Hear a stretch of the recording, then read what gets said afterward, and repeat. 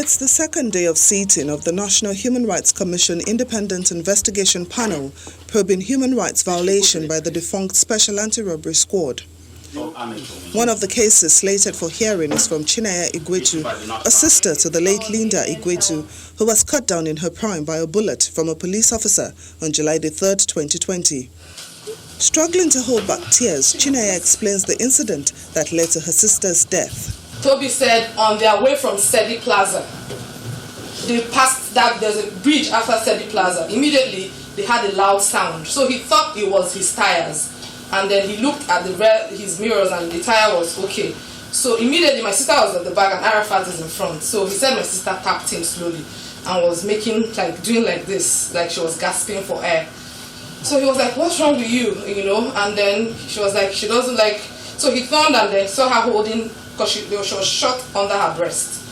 So he saw her, holding her, and then he saw the car. So he had on the light in the car, and then he saw blood all over her clothes.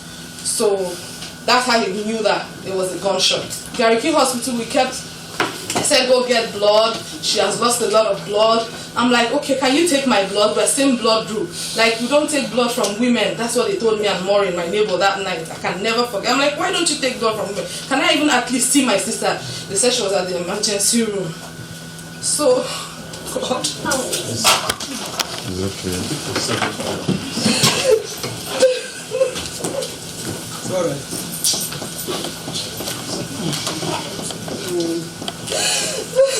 Let us sit down.